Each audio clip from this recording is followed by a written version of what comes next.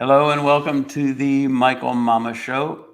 I'm your host, Michael Mamas, and we're coming to you from a rainy Mount Soma in the mountains of Western North Carolina, home of the Sri Sameshwara Temple.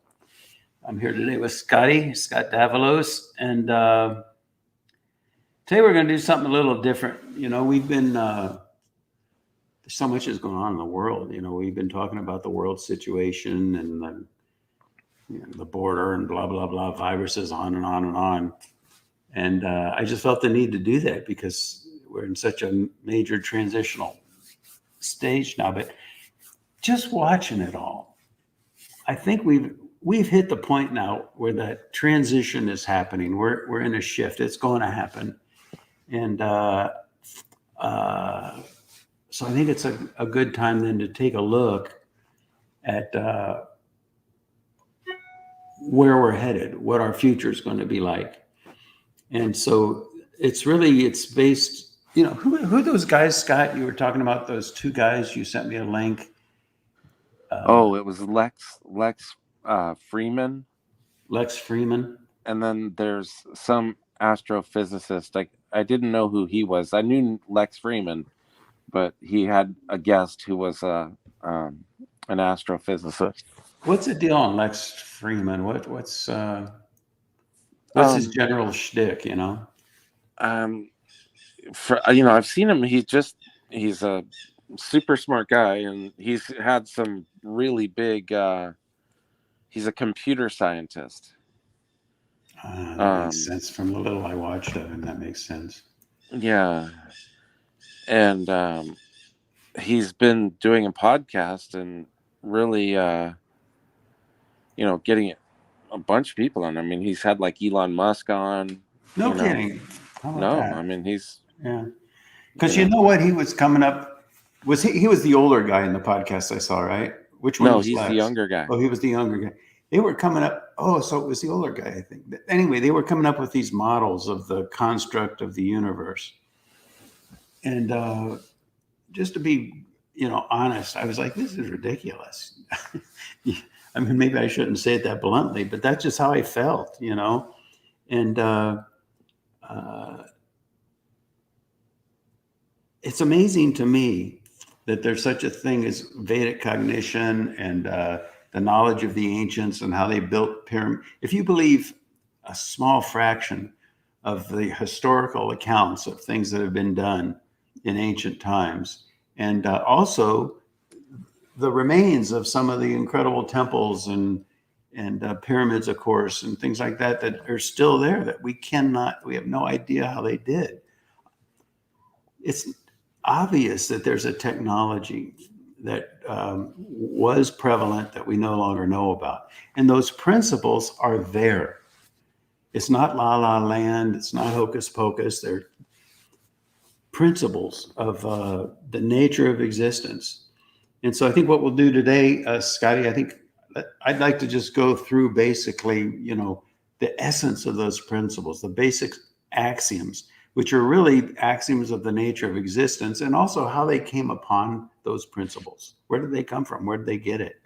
And also how they can be applied and how they will be applied in our upcoming future. And anyway, we'll go into all that. But the first number one axiom really is that there's an underlying, and if you think about it, this is just obvious really, isn't it, Scott? But there's an underlying coherent, self-interacting basis for all existence.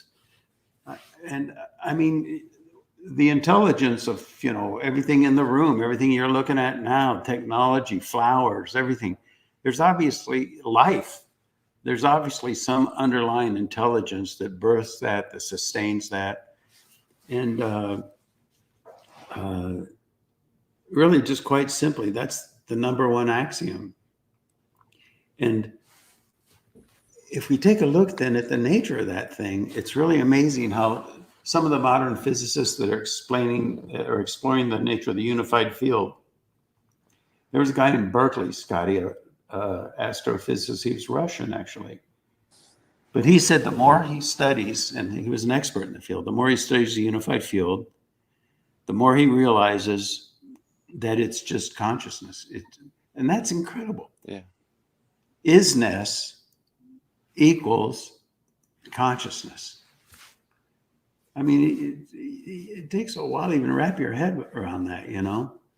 And it's right there in the Veda, in the Vedic literature, in detail. Consciousness becomes conscious of itself, because that's before the universe existed.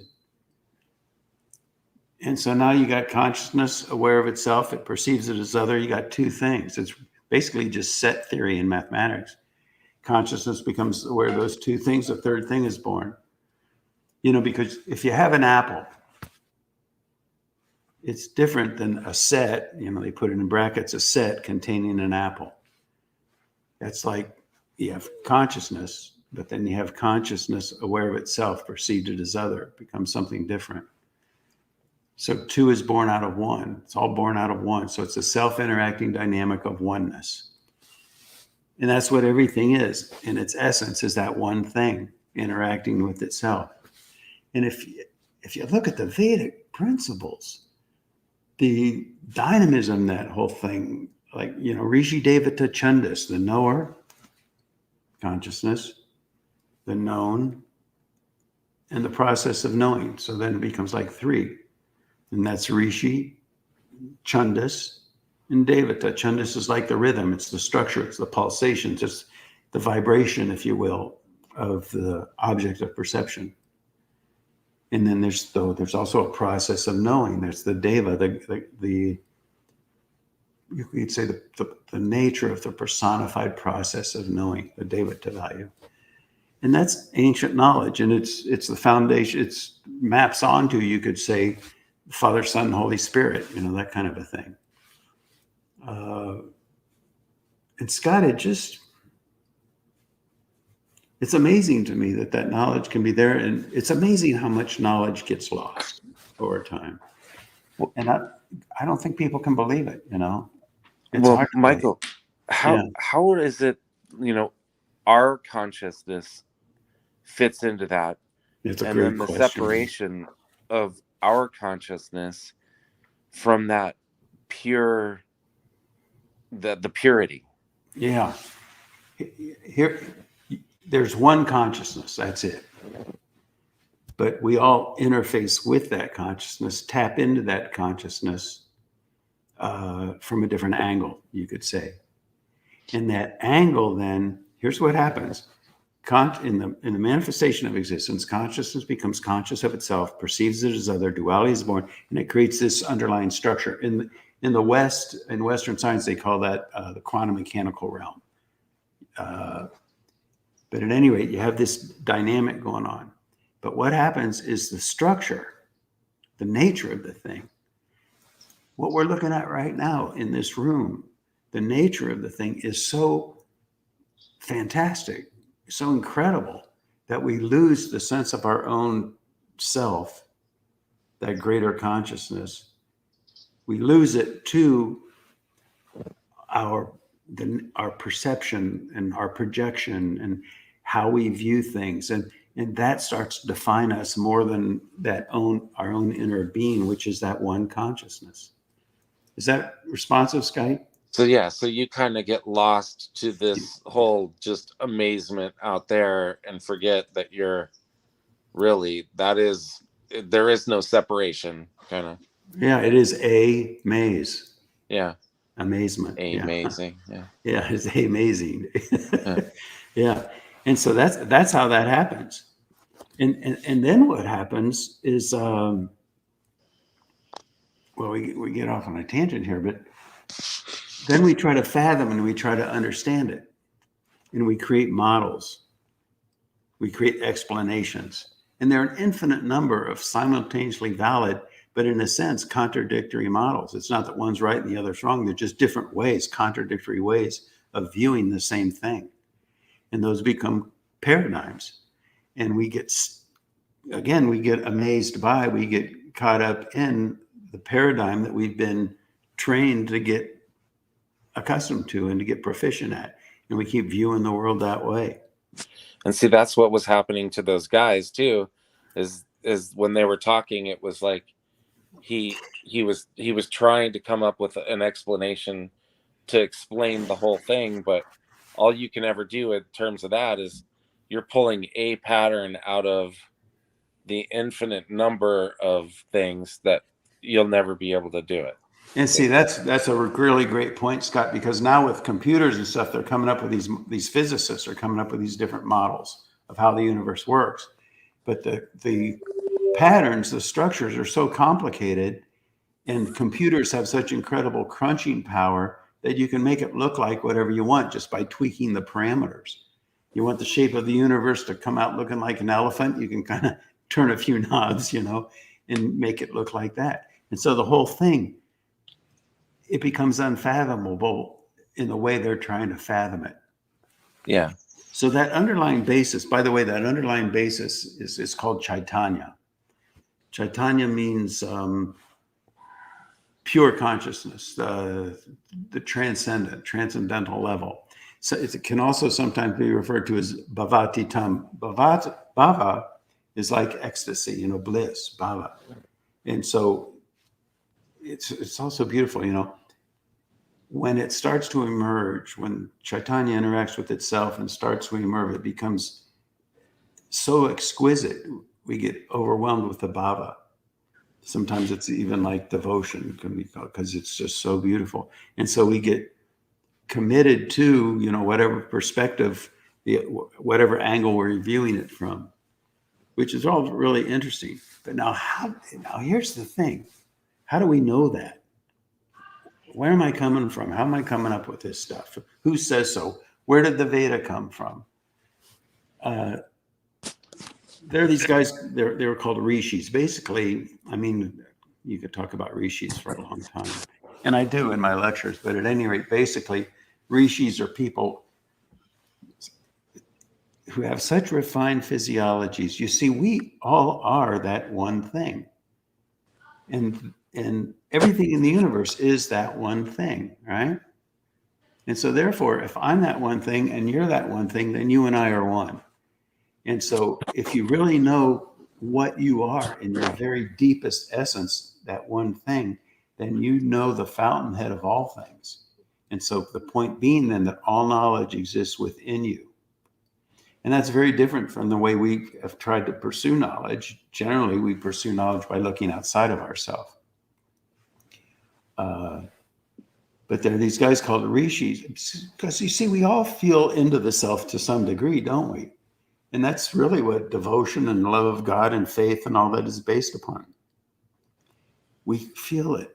Somehow we have some inner knowing that there's something there, and we're one with the universe. We're one with God, if you will, But what's the level of refinement of that? Well, Scott, like you were saying, how did you put it? We get caught up in sort of distorted perspectives of the whole thing. We don't have the clarity. We don't have the resolution of heart and mind and physiology to really give full expression to it. Yeah. So these rishis then had such a fine physiology that they were able to bring their awareness down to that deepest level. And then those fine vibrations of that deepest level of the self-interacting dynamic of oneness, you see, they experience it directly, and they allow those subtle pulsations, if you will, to well up through their physiology and out their senses, out their vocal cords. And that's called Vedic Cognition. And it sounds like chants. It is. You hear them to this day. You can go down to our temple right now, and pundits down there reciting these Vedic cognitions that were cognized thousands of years ago by rishis, and they never lost it. We never forgot it. We passed it from generation to generation in schools called pundit schools for pundits.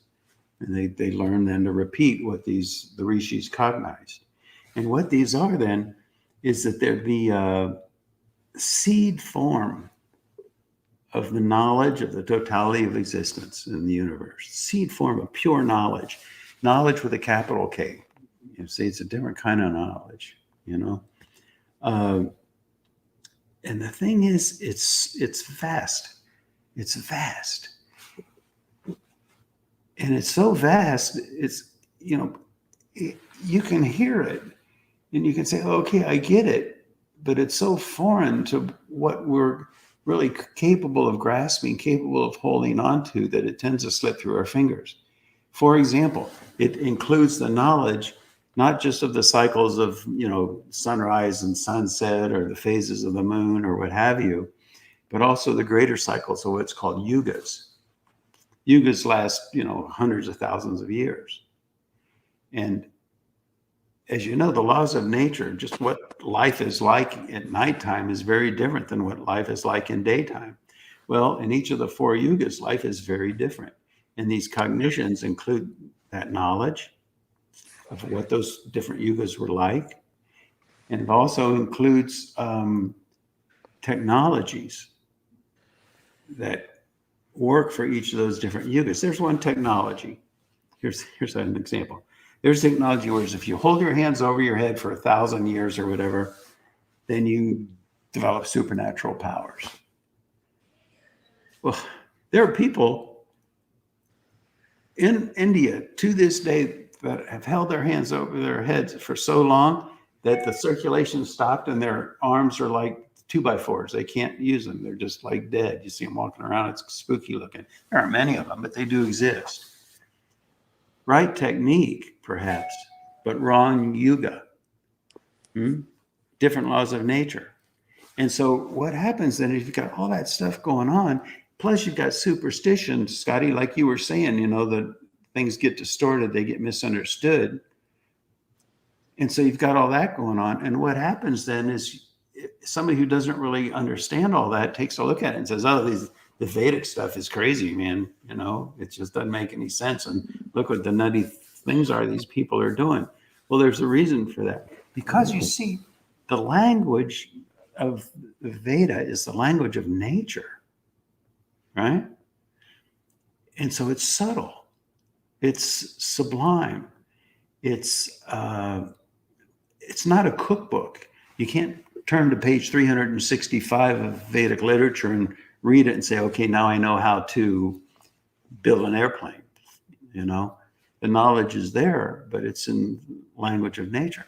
And the language of nature is incredibly different than the language of science and physics and technologies that we have today.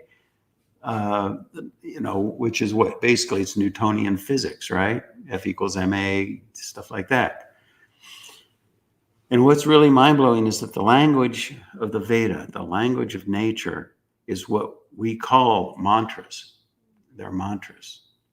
What is a mantra? A mantra is a seed form. It's like if you take a pencil and just really sharpen it to a tip, right where it touches into that deepest level of existence, but yet it's a seed form that births a certain principle, a certain value, a certain quality.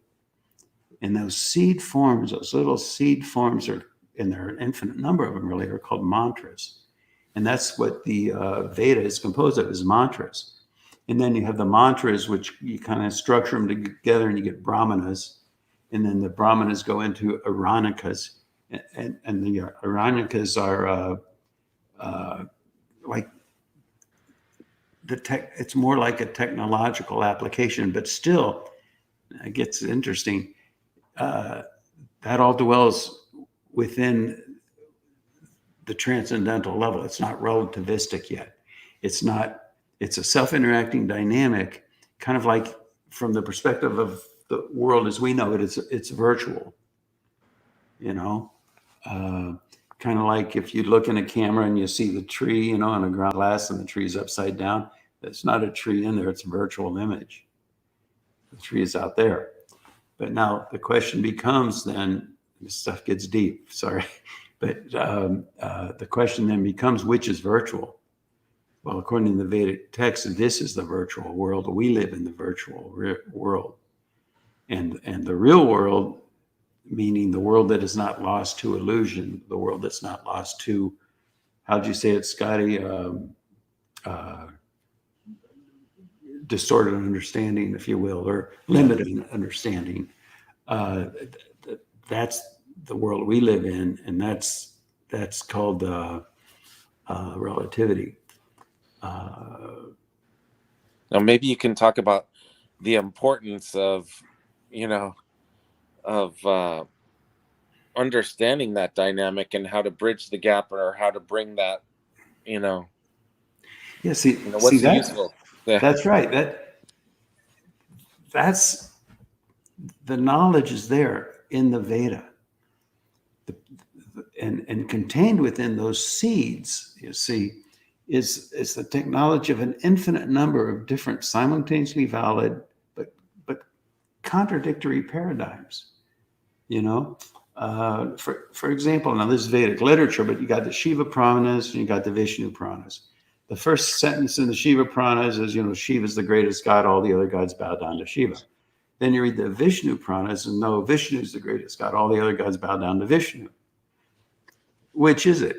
Well, there's two boxes or three. There's like, if you look at a kaleidoscope, you can see it might be the dance of three things, or it might be, if you look at it another way, it's a dance of the five colors that you see in there, or maybe it's a snowflake with 8 branches, and so it's really a dance of 8. All those things existing simultaneously. And that knowledge, in fact, it is crystal. It's crystalline. There's so much I want to talk about.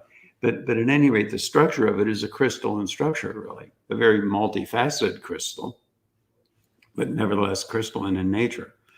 In fact, the 9th word of the Rig Veda is Ratna, means crystal. Anyway, the point is, Scotty, then, that if you can tap into that level, and if you're free then of the limitations of the paradigm with which you've been indoctrinated, an infinite number of different paradigms become readily available. And that becomes then the gateway to very real practical technologies. How did they build those temples in India? How did they build the pyramids? How did they do all these things that you read about? And they're so incredible that it's like, oh, that can't be true. That's got to be mythology. Well, a lot of mythology is simply that, mythology, but a lot of it isn't. And our ability to comprehend that from the perspective of the one paradigm that we've been indoctrinated into, our ability then becomes very limited. But that's what's happening now. We are moving past it. We're going through a transition. And a big part of that transition, what is a transition? A transition means change. People are starting to change the way they're thinking. We're looking at the world and our beliefs in the world, and we're realizing, you know what? It's not working, But there are new things coming to the surface. And it's kind of like to get rid of, to embrace the new, you have to get rid of the old. And we're in that phase transition period right now, and it's scary because, we've hung on to different worldviews. But if you can get past that, scary, what's going to happen kind of thing, I think we realize that something great is happening. We're waking up. We're not going to keep hanging on to these limitations or these identities with these models that we created, like in that, what's the guy's name again, Scotty, in the video?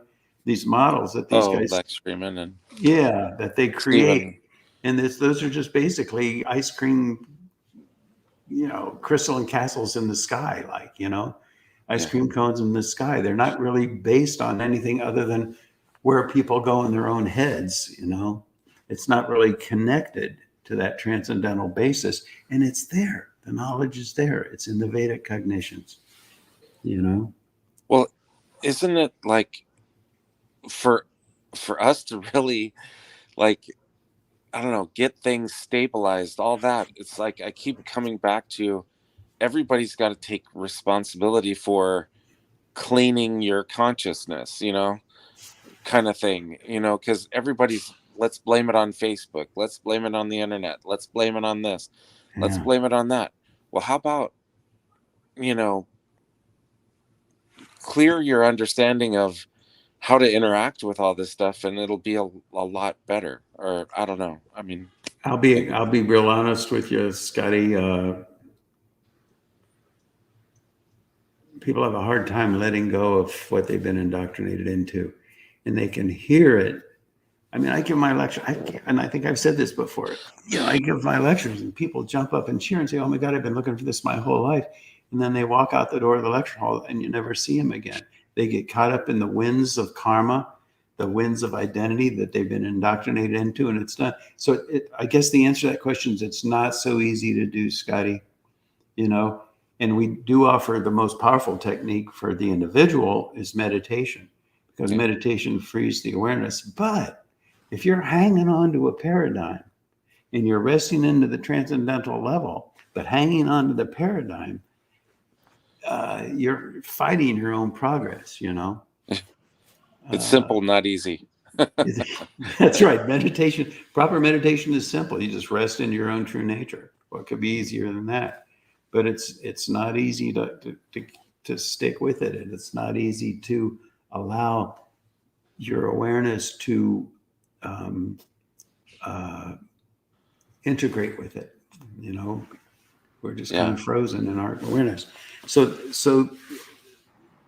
that's why there are these guys, Stophates, and the greatest, they're architects, cosmic architects, and the greatest one his name was Vishwakarma. Now we can think of Vishwakarma as a person.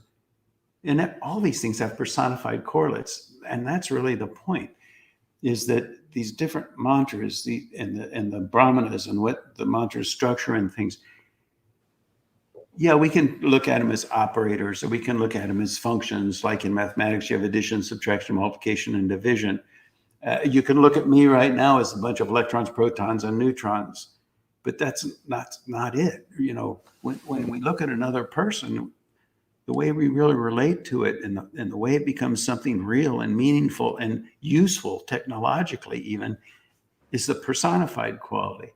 When you talk to me, you're talking to a person. You're not talking to a bunch of electrons, protons, and neutrons. And that's the same with the nature of the essence of existence, the self-interacting dynamic of pure consciousness. It's all about personified qualities, personifications of the same one.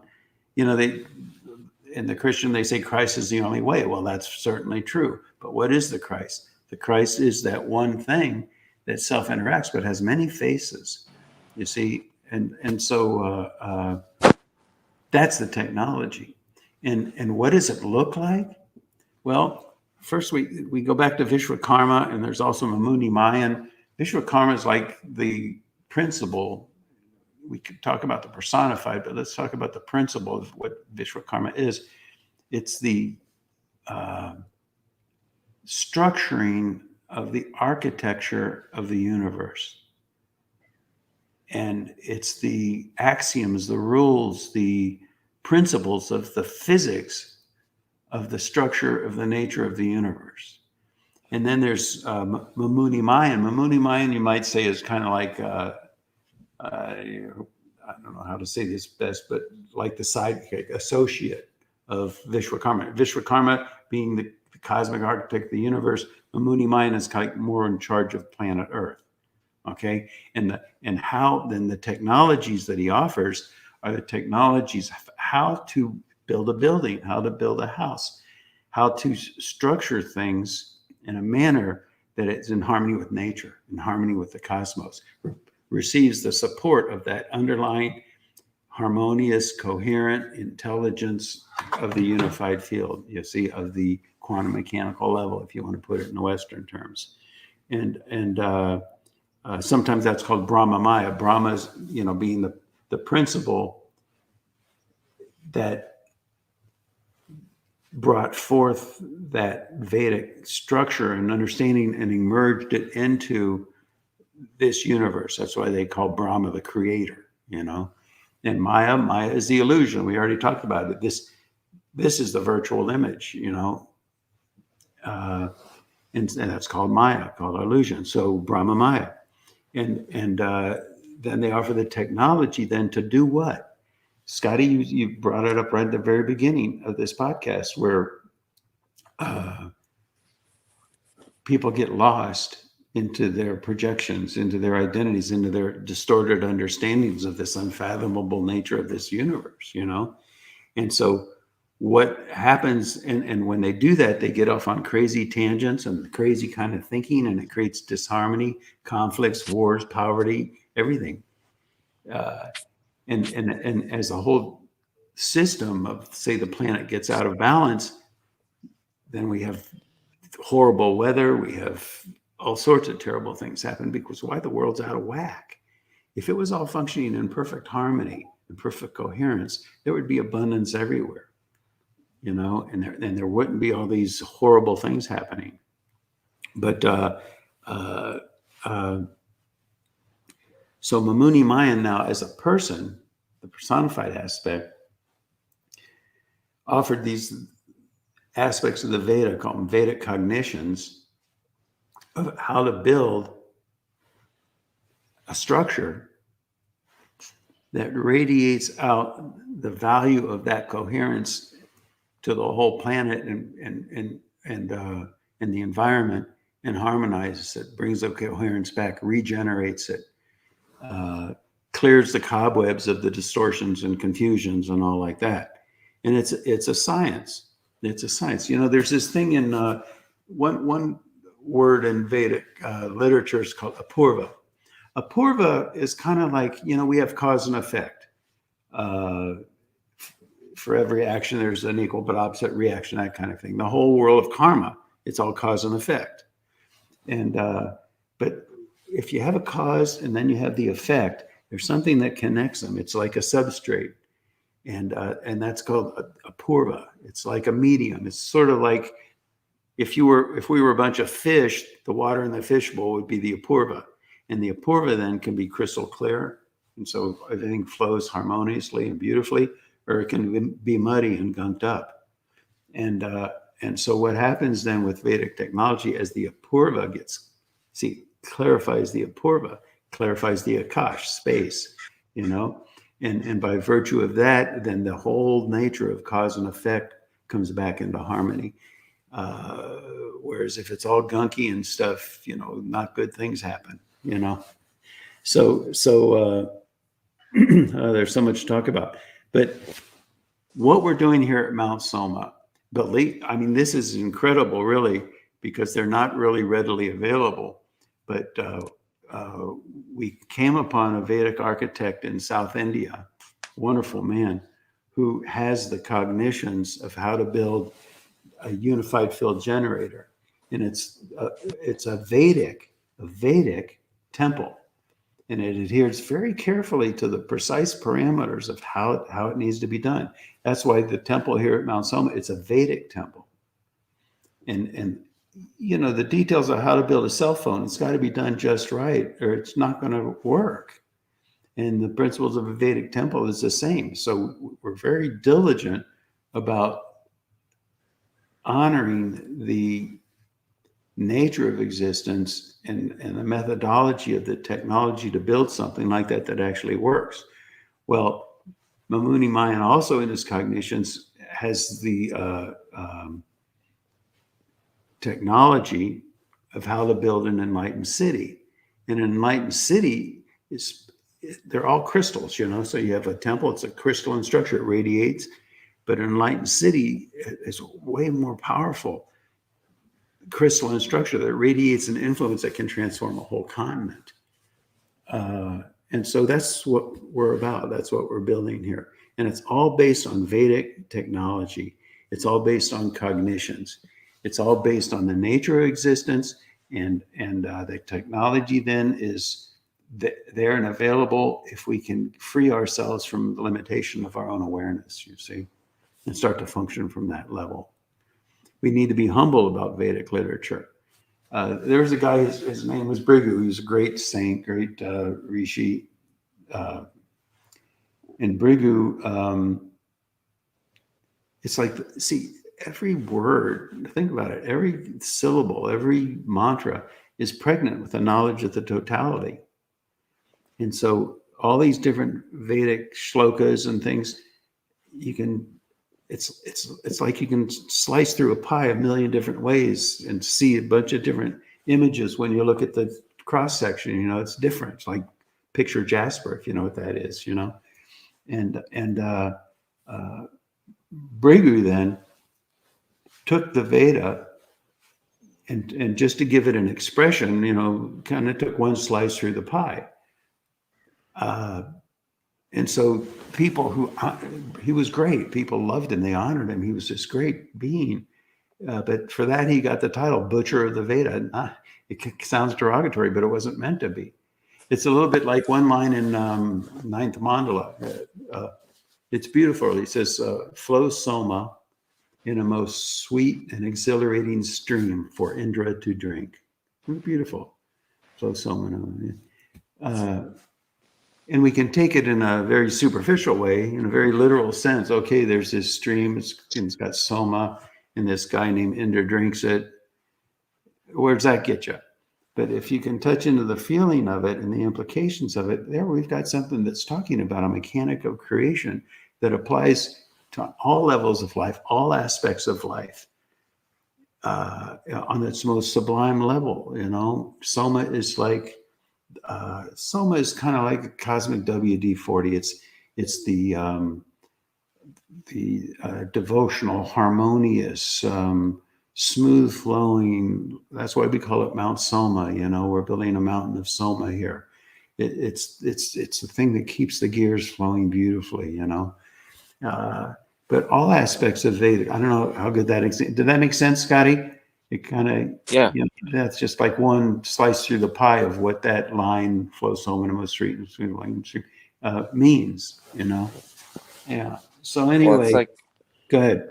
Well, you talked about in the past just how every point contains the knowledge of everything. So but if you're just taking one slice of it, you're really you're compromising it, but at the same time you're giving some expression of it, and at the same time, if you listen to those, we'll call them translations, they go in and they touch that place of deeper knowing inside if you allow them to. And so it awakens you up to that transcendental level, even though you're going into it from just one slice through that exquisite pie. But don't mistake the entirety for that one slice. Boy, and you just said it right there, because if we're not careful, then if we study comparative religion at a university, that's what they end up doing. I'm not saying they all do, but that's a predisposition, and it just really compromises the potential of the knowledge, And that's what the scientists do, the physicists do, It's really interesting, isn't it? I mean, in physics, to describe the movement of an electron from this point to this point would require equations that cover the wall of a house, It's not a very efficient language. But there's technologies in Vedic technologies, and those things are called, they look like ceremonies, havans, pujas, and there's a very sophisticated science. I mean, the knowledge of these things is vast. Modern science, the science that we know, is just one little small portion of Vedic knowledge. It is in there, but it's one small portion of the greater whole of Vedic knowledge. And so the technologies that are available go so far beyond our current comprehension, and that is our future. And I think this transition we're going through, it's a wake-up call. We're going to be like, you know what? The path we've been on in creating these intellectual crystalline castles in the sky of what the universe is like, and now we've got the answers, that's crumbling away. And it can be frightening, but it's leading to a really wonderful place. And if you just watch the news now, I mean, my goodness, the crystalline castles that people are building, and how they think the universe works, and what they think it means to be a good person, or it's all based on intellectual constructs from ivory towers. Well, that was making me think of the swastika and what that's really about. Right? That's good. Isn't it? Or Yeah, that's good, Scotty. Because those are all the limbs that are bringing everything to coherence, everything. I don't know. Yeah, think about, people hear swastika, what do they think? Hitler and terrible things. But the swastika is actually a Vedic symbol that represents a very deep mechanic and a very deep understanding of existence.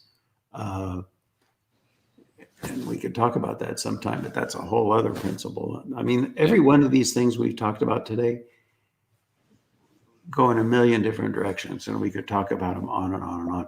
But the purpose of this podcast, I think, and hopefully we did it, was to kind of give an overview, a basic picture, some little fundamental structure of a huge, vast, incredible knowledge. And hopefully we succeeded in doing it. And Scotty, if there's nothing else, I think that's enough for today, and we'll talk with y'all again next week. Thanks for listening.